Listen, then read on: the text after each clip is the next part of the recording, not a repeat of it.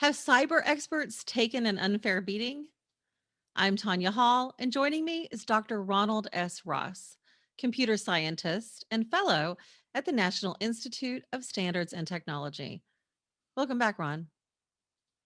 Hey, Tanya, it's great to be with you as always. Remind our audience, if you will, what role does NIST play in the cybersecurity world? Well, the National Institute of Standards and Technology is an agency that's part of the Department of Commerce. And at NIST, we have around 3,000 scientists and engineers across multiple different laboratories to include things like physics labs and chemistry labs and building and fire research. And I'm in the information technology lab, and that's the home of our two computer security and cybersecurity divisions. And that's where all of our cybersecurity standards and guidelines are actually produced. You wrote that cybersecurity experts have taken a beating lately. Why is that?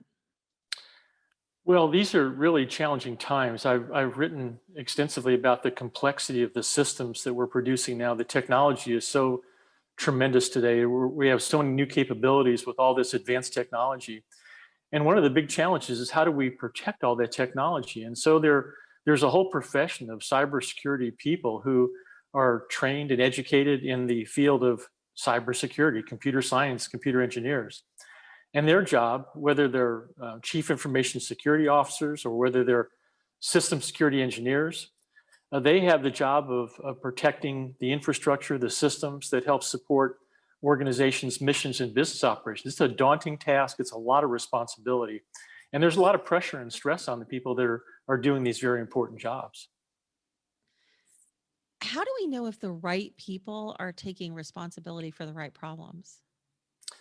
Well, that's always a challenge in everything, not just cybersecurity. Cybersecurity people are really part of a staff that support the organization. So you'll have a chief information officer, you'll have a chief financial officer, chief information security officer, and all of those staff folks support the senior leadership, the people that run the organizations, the CEOs and the heads of federal agencies. And they work to support the organization. And sometimes things don't go well. There are always things that can go wrong in any organization. Risk management goes well beyond just cybersecurity risks. There's financial risks, there's programmatic risks, there's reputation risk.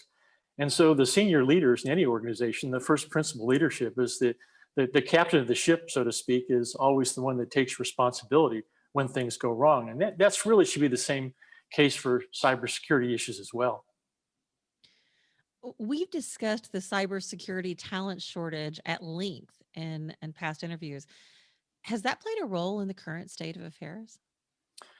I don't think it's played a direct role. I think that the shortage of people has been a problem for a long time, and that's just a question of making sure that we emphasize cybersecurity. We provide the opportunities for the younger generation, starting even in elementary school and high school, to understand the importance of cybersecurity from a big picture perspective, and making it an exciting profession and challenging and kind of inspiring the next generation of kids to choose that as their profession. And that's the seed that gets planted early, and then that ends up spawning out into colleges and universities or even trade schools, or things that can help build that body of knowledge and the people that are going to be put on the front lines to actually do the very difficult and challenging tasks of protecting systems and organizations. So I think that shortage will get solved long term, but it takes a while. You can't just snap your fingers and have all these people show up and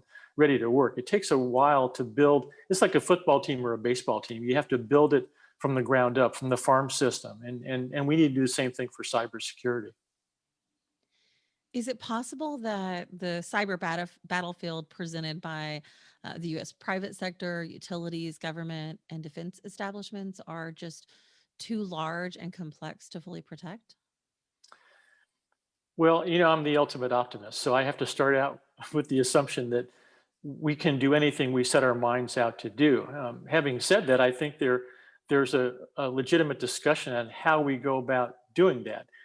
Complexity is what it is. We're producing new technologies, and talk about the trillions of lines of code and the millions of applications and all the billions of devices with IoT and all the things you have around your house. In other words, everything today is connected to a computer. And that's the world of, we call it cyber physical convergence.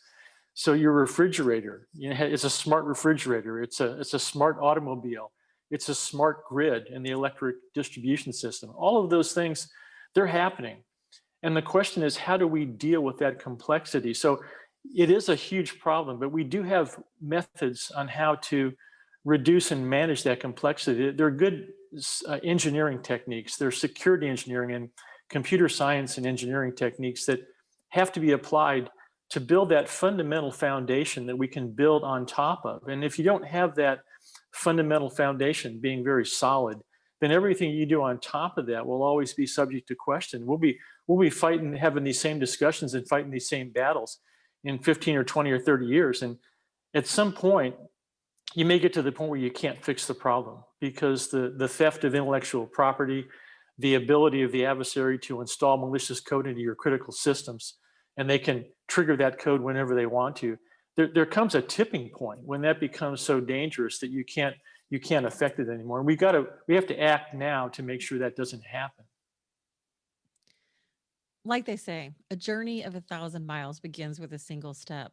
So, Absolutely. well, then what one thing can we all do in the coming year to reduce our cyber risk? I think there's two things. So you asked for one thing. I think we have to do two things.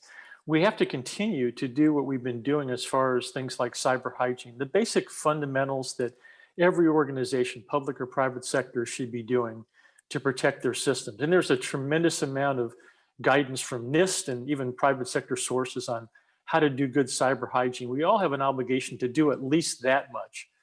The second thing, and I think more important, is to start to focus our efforts on the foundation, the things that we're building in these systems, the infrastructures and the complexity issues. That's the part that we really haven't placed enough emphasis on. And that's where you have to start looking at systems engineers and security engineers to come to the table and be part of the initial discussion. So when you're building a new system or when you're upgrading a system, you bring in the security professionals to be part of that team to support the senior leaders so they can actually have technology, computing systems that can support the business and the mission and do so in a way that is well protected. That's the missing link right now. And I think in 2021, I know we're going to be focusing a whole lot more on the engineering aspects of this problem. And the question is, can we move the culture into that world where that becomes a top priority? That's not an easy thing to do sometimes. There's other pressures that exist that make that difficult sometimes. But again, I'm an optimist. I think we will achieve this. It's just we all have to work together to make it happen.